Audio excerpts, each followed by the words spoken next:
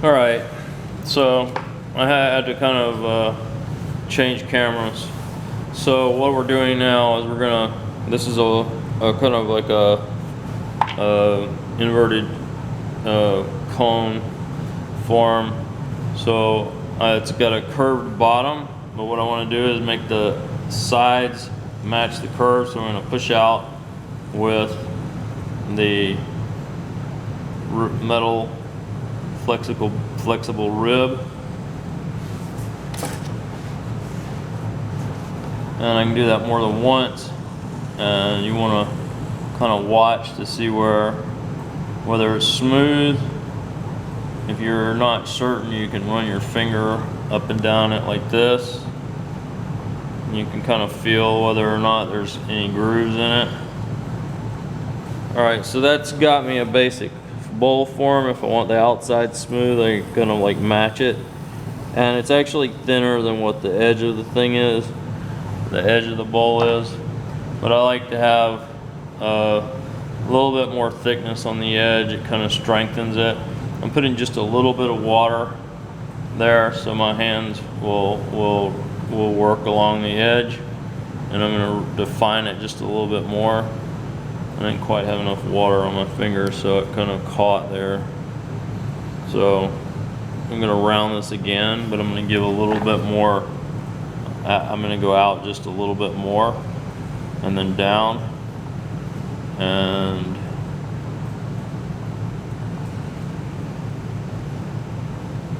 there I have a curve. If I want to, I can define it a little bit on the outside with a tool. Gonna mark it, and then without changing the curve, I go and undercut a little bit to get off any extra clay I can get off at this point. It's I don't want it to stick to the piece, so I'm gonna be a little careful when I get it off of there. You can see it kind of wobbled a little bit when I did that, so I can straighten that out if I want. Just do the same thing again, kind of control the edge and push a little bit and round it out. And it kind of,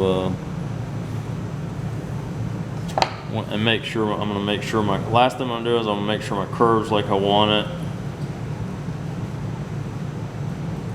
Go from the center out and up with the curved part of the tool. It has two sides, so you want to use not this side, but this side where it's curved. So use that side.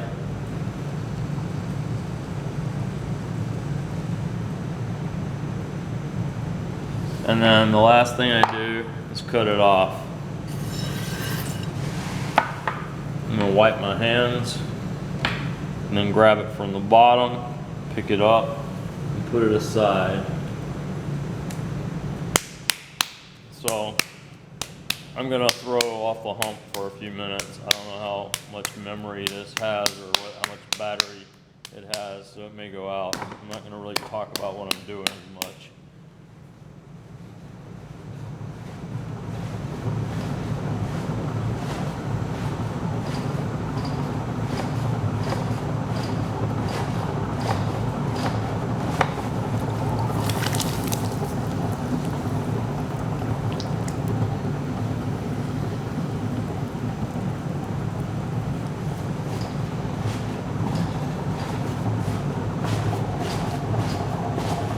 Kicking with both feet now. We're going really fast. And I bring a knob up, go down and up with this knob.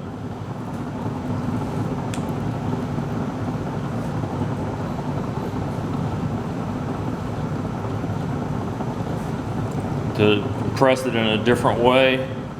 And I stick my thumb in the middle and kind of bring it up. You can find your own technique for doing this, for using your fingers, depending on how big they are.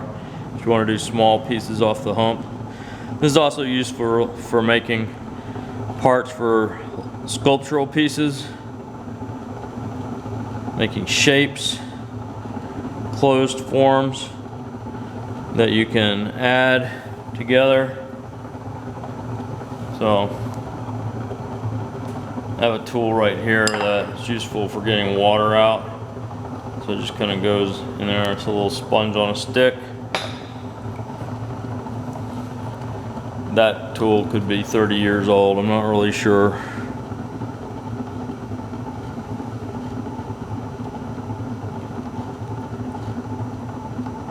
Or the reincarnation of one that is an older tool that's been repurposed over and over again.